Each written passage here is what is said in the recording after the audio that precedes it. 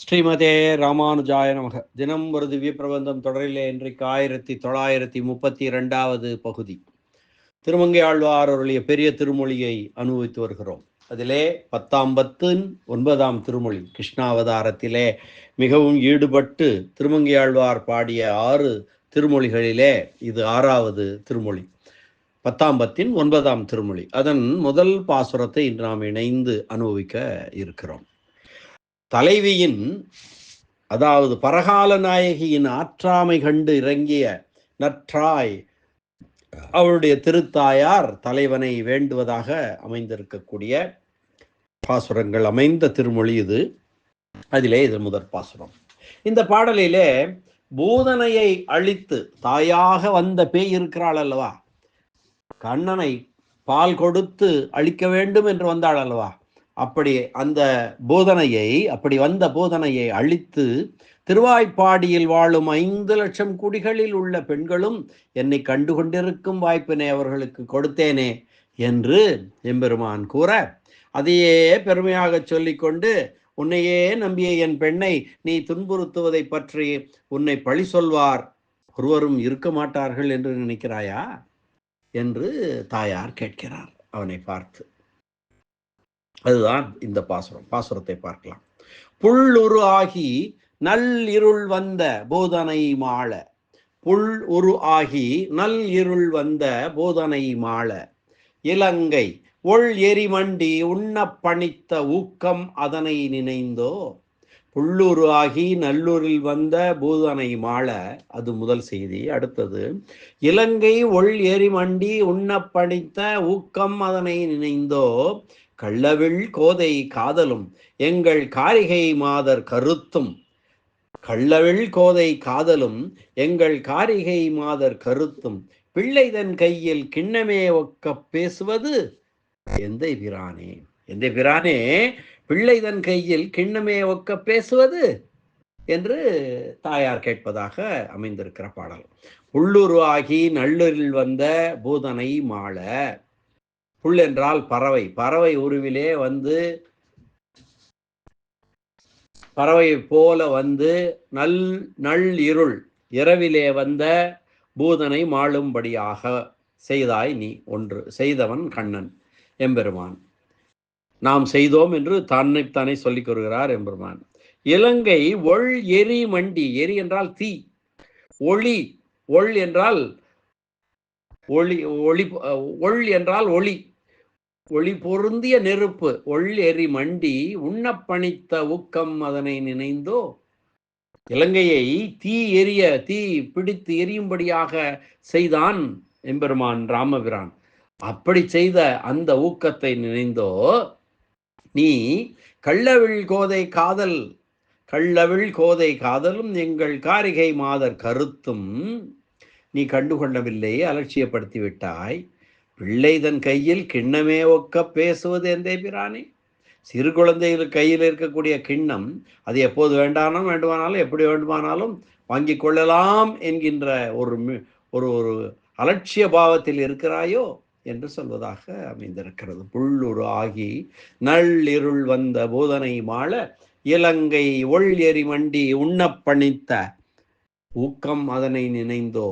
கள்ளவிழ் கோதை காதலும் எங்கள் காரிகை மாதர் கருத்தும், பிள்ளைதன் கையில் கிண்ணமே ஒக்க பேசுவது எந்தை பிரானே.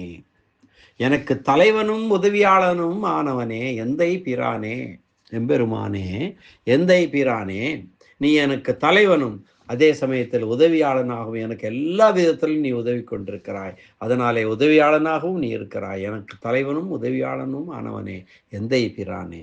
தேன் ஒழுகும் கூந்தலை உடைய என் மகளின் காதலையும், அந்த காதலை பழிக்கும் ஊரில் உள்ள அழகுமிக்க பெண்களின் துணிவையும் உள்ளத்திலே கொள்ளாமல் அலட்சியம் செய்து கொண்டு என் மகளை நீ கண்டுகொள்ளவே இல்லை.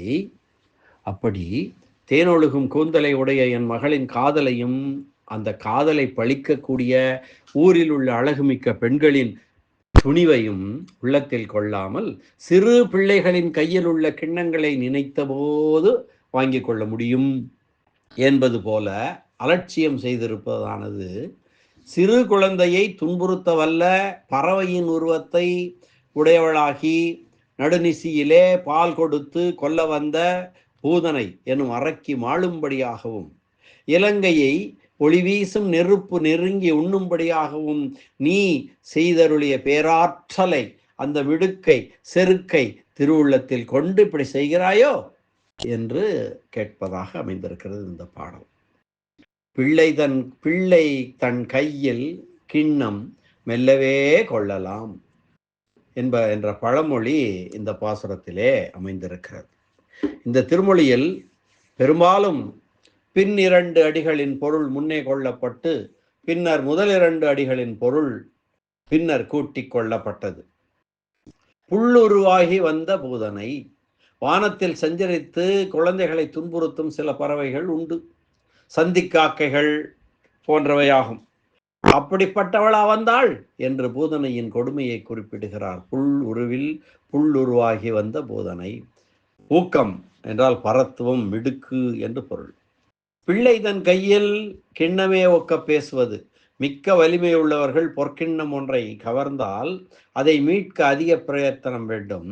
அப்படி இல்லாமல் சிறு பிள்ளை கவர்ந்த கிண்ணத்தை கைப்பற்ற முயற்சி வேண்டியதில்லை, நினைத்த போது எளிதாக வாங்கிக் கொள்ளலாம். அதுபோல இந்த பரகால நாயகி விஷயத்தில் நீ அலட்சியம் செய்திருக்கிறாய் என்றபடி எங்கள் கள்ளவெள் கோதை காதலையும் அலட்சியம் செய்கிறாய், காரிகை மாதர் கருத்தையும் அலட்சியம் செய்கிறாய் என்று பின்னடிகளில் கூறப்படுகின்றது. அதாவது இவளது கரை புரண்ட காதலை பார்த்தும் கடலை விட மிகுதியான காதலை பார்த்து நீ பதறியோடி வந்து இவளை கைப்பிடித்திருக்க வேண்டும், அதை நீ செய்யவில்லை. வகுத்த விஷயத்திலே காதல் கொண்ட இது நல்லதுதானே.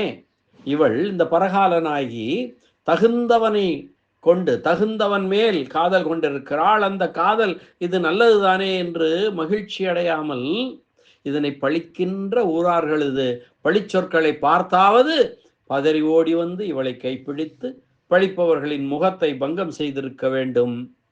அதனையும் நீ செய்யவில்லை, இரண்டையுமே அலட்சியம் செய்திருக்கிறாய் எம்பெருமானே என்கிறார் தாயார். இப்படி நீ இவளை அலட்சியம் செய்வதற்கு காரணம் என்ன? நல்ல என் தோழி நாகனை மிசை நம்பரர், நாகனை மிசை நம்பரர் செல்வர் பெரியார் சிறு மானிடவர் நாம் செய்வதென் என்று நாச்சியார் திருமொழியிலே ஆண்டாள் நாச்சியார் கூறுவார். தோழியை பார்த்து நல்ல என் தோழி, தோழி நறுமையான தோழியே, நாகனை மிசை நம்பரர். நாகனை என்றால் ஆதிசேஷனை அணையாக கொண்டு அதில் மேல் பள்ளி கொண்டிருக்கும் எம்பெருமான். நாகனை மிசை நம்பரர், நம்முடைய அந்த பரம்பொருள். அவர் எப்படி தெரியுமா? அவர் மிகுந்த செல்வர், மிகவும் பெரியர். அவர் அவ்வளவு பெரியவர். நாம் சாதாரண சிறு மானிடவர். நாம் என்ன செய்ய முடியும் அவரிடம் என்று நாச்சியார் திருமொழியிலே ஆண்டாள் நாச்சியார் சொல்கிறார். அதன்படி உன்னுடைய பெருமைகளை பெரிதாக எண்ணிக்கொண்டோ இவளை நீ இப்படி அலட்சியம் செய்திருக்கிறாய் என்று கேள்வி கேட்கிறாள் முன்னடிகளிலே திருத்தாயார். பூதனையை முலையொண்டு முடித்த பெருமிடுக்குடைய நமக்கு இவள் ஈடாவாளா? ராவணனை முடித்த மகா வீரனான எனக்கு இவள் ஏற்றவளோ என்று திருவுள்ளத்திலே எண்ணி இருக்கிறாய் போலும் எம்பெருமானே என்கிறார் தாயார்.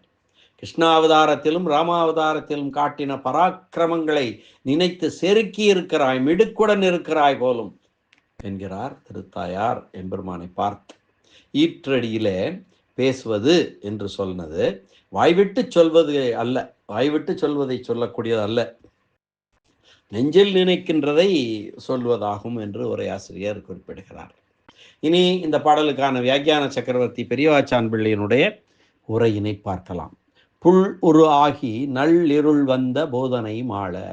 கண்ணால் கண்டு தெரிந்து கொள்ள முடியாத ஆபத்தை போக்கிய நமக்கு இந்த பரகால நாயகியை சிறிது காலம் இந்த நில உலகில் இருக்கச் செய்தல் பழியாய் முடிய போகிறதோ என்று நினைத்து கொண்டிருக்கிறாயோ என்று எம்பெருமான் கேட்கிறான். கண்ணால் கண்டு தெரிந்து கொள்ள முடியாத ஆபத்து. எப்படி? கண்ணன் உறங்கிக் கொண்டிருக்கிறான், அப்போது புல்லுருவாகி வந்த அந்த பூதனை, அவள் நள்ளிருள் வந்தாள் இவனை கொல்வதற்கு. அந்த புல் என்பது சந்திக்காக்கைகள். அந்த சந்திக்காக்கைகள் அதை பார்த்தாலே, அது பறந்தாலே, அது அந்த காக்கைகள் இந்த குழந்தைகளை பார்த்தாலோ அல்லது குழந்தைகள் அவற்றை பார்த்தாலோ துன்பம் விளையும் என்பது ஒரு நம்பிக்கை. அப்படி அவைகள் அந்தி நேரத்தில் வானத்தில் பறந்தால் அவற்றை சிறு குழந்தைகள் பார்த்தாலும் சரி, சிறு குழந்தைகளை அவை பார்த்தாலும் சரி, அந்த குழந்தைகளுக்கு தீங்கு ஏற்பட உடல் நலம் குன்றும். அப்படியே அந்திக்காக்கையின் இயல்பினை உடையவளாய் நள்ளிரவில் வந்த பூதனை இறக்கும்படி பண்ணின மிடுக்கை நினைத்தோ இப்படி அலட்சியம் செய்கிறாய். நள்ளிருள் என்றது பூதனையால் வரக்கூடிய துன்பத்தை போக்கக்கூடியவர்கள் இல்லாமல் கண்ணன் தானும் உறங்கிக் கொண்டிருந்தான். அப்போதுதான் அவள் பூதனை வந்து பால் குடிக்க வருகிறாள். ஆதலாலே அறியாத காலத்தில் அல்லவா பூதனை வந்தாள். அதைத்தான் நள் இருள் வந்த என்று சொல்கிறார். அதே வியாக்கியான சக்கரவர்த்தி கண்ணால் கண்டு தெரிந்து கொள்ள முடியாத ஆபத்தை போக்கிய அந்த போதனையை கொன்று ஆபத்தை போக்கின நமக்கு இந்த பரகால நாயகியை சிறிது காலம் நில உலகில் இருக்கச் செய்தல் பழியாய் முடியப் போகிறதோ என்று நினைத்து கொண்டு அவளை அலட்சியம் செய்வதாக தாயார் குறிப்பிடுகிறார். அடுத்து இலங்கை ஒள் எரிமண்டி உண்ண பணித்த ஊக்கம் அதனை நினைந்தோ. அக்னிதேவன் தீயானது ராமபிரானது தோள்களை பற்றுக்கோடாக கொள்வதற்கு முன்பாக ராவணனுக்கு அஞ்சி இலங்கைக்குள் ஓரளவு பசியை போக்கிக் கொள்ளும் அளவு மட்டுமே உலவி உடம்பு வெளுத்து வலிமையின்றி திரிந்தது. ராவணனை கண்டு அந்த தீக்கு பயம். ராவணன் என்ன பெர்மிஷன் கொடுத்திருந்தான்? அந்த தீயானது வீட்டிலே சமையலுக்கு மட்டும் தேவையான அளவுக்கு மட்டும்தான் நீ வந்து இங்கே உனக்கு உரிமை இருக்கிறது, அதற்கு மேல் உரிமை இல்லை என்று அவனை வருத்தெடுத்திருந்தான். அந்த அளவுக்கு உலவினான். அதனாலே அவனுக்கு அதாவது தீ எரியும் போது அது சாப்பிடுவதாக, அதற்கு பசி அடங்குவதாக ஒரு கருத்துண்டு. அது மாதிரி தீ எரியாததுனாலே குறைந்த அளவிலே எரிந்ததினாலே அதற்கு சாப்பாடு குறைவாக கிடைத்தது காரணத்தினாலே அதன் உடம்பு வெளுத்து வலிமையின்றி தெரிந்ததாம் அந்த தீ. அக்னி பகவான் அப்படி இருந்தானாம். அப்படி அந்த தீ இவன் தோளை எம்பெருமான் ராமபிரான் தோளை பற்றுக்கோடாக கொண்டபின்தான் தீ தன் செந்நிறம் பெற்றது. இலங்கையில் உள்ள முழுக்க அதுக்கு சுதந்திரம் கிடைத்தது. இலங்கையெல்லாம் அழித்து எரித்து தனக்கு வயிறு நிரம்ப அது சாப்பிட்டது என்று குறிப்பிடுவார்கள். தீயின் வயிறு நிரம்ப அதனை நாம் உண்ணுவிக்கவில்லையோ என்ற உன் ஆற்றலை நினைத்தோ இப்பரகால நாயகியை பற்றி நீ கவலைப்படாமல் அமைதியாக இருக்கிறாய் என்று கேட்கிறாள் தாயார். கள்ளவிழ் கோதை காதலும் இவள் மாலையையும் கள்ளவிழ் கோதை, அதாவது மலர் மாலை அணிந்திருக்கிறாள் இந்த பரகால நாயகி. அந்த மலர் மாலையிலே தேன் இருக்கிறது, கல் இருக்கிறது. அப்படியே அந்த தேன் கீழே சிந்துகிறது. அப்படி தேன் நிறைந்த மாலைகளை அணிந்த கோதை அவளுடைய காதல். இந்த இவள் மாலையையும் கூந்தலையும் கண்டு நீர் அவளிடம் அவளை காதலிக்க வேண்டி இருக்க, அந்த அழகிலே நீ மயங்கி இருக்க வேண்டி இருக்க, அவள் அல்லவா உம்மை காதலித்துக் கொண்டிருக்கிறாள், நீர் அலட்சியம் செய்து கொண்டிருக்கிறீர். கள்ளவிழ் கோதை காதலும் எங்கள் காரிகை மாதர் கருத்தும். இவள் காதலை கண்டு இவள் தனக்கு ஏற்ற ஒருவன் மீதல்லவா இவள் காதல் கொண்டிருக்கிறாள் இந்த நாயகி என்று வாழாயிருக்காமல் இதனை ஒரு பழிச்செயலாக பேசுகின்ற ஊரில் உள்ள மகளிரின் துணிவையும் மனதிலே என்ன துணிவு அவர்களுக்கு, அப்படிப்பட்ட துணிவை கூட நீ மனதிலே கொள்ளாமல் அதை ஒரு பொருட்டாக எடுத்து கொள்ளாமல் மன்னிக்க வேண்டும், என் மகளை அலட்சியம் செய்து கொண்டே இருக்கிறாய், அவளை வருத்துகிறாய், அவளை துன்பப்படுத்துகிறாய். ஏன் இப்படி ஏன் செய்கிறாய்? பிள்ளை தன் கையில் கிண்ணமே ஒக்க பேசுவது. வலிமையுடையவர் கையில் இருக்கும் கிண்ணத்தை எளிதிலே பறிக்க முடியாது, அவரிடம் சென்று பிடுங்க முடியாது. ஆனால் அதே சமயம் சிறு குழந்தைகள் பிள்ளை தன் கையில் சிறு குழந்தைகளின் கையில் கிண்ணம் இருந்தால் அதனை நினைத்த போது நாம் அந்த குழந்தையிடமிருந்து வாங்கிக் கொள்ளலாம். அவ்வளவு எளிதானது அது என்று கிண்ணத்தை பற்றி கவலைப்படாமல் இருப்பது போல நீயும் இவள் திறத்திலும் பொறுமையாயிருக்கிறாயோ? எப்போது நினைத்தாலும் இவளை கொள்ளலாம், எப்போது நினைத்தாலும் இவள் வந்து விடுவாள், நம்மிடம் அழைத்தாலும் வந்து விடுவாள் என்று பொறுமையாயிருக்கிறாயோ? அவளை அதுதான் அலட்சியம் செய்வதற்கு காரணமோ என்று முறையிட்டு கேட்கிறாள் திருத்தாயார். விரைவிலே வந்து என் மகளை கொள்ள வேண்டும், கை கொள்ள வேண்டும் என்று கேட்பதாக அமைந்திருக்கக்கூடிய பாடல் இந்த முதல் பாடல். அற்புதமான ஒரு பாடல். அந்த பாடலை அந்த செய்யுளை மீண்டும் ஒரு முறை பாசுரத்தை அனுபவிக்கலாம். புள்ளுருவாகி நள்ளிருள் வந்த பூதனை மாள இலங்கை ஒள்ளெரிமண்டி உண்ணப்பணித்த ஊக்கம் அதனை நினைந்தோ. புள்ளுருவாகி நள்ளிருள் வந்த பூதனை மாள இலங்கை ஒள்ளெரிமண்டி உண்ணப்பணித்த ஊக்கம் அதனை நினைந்தோ.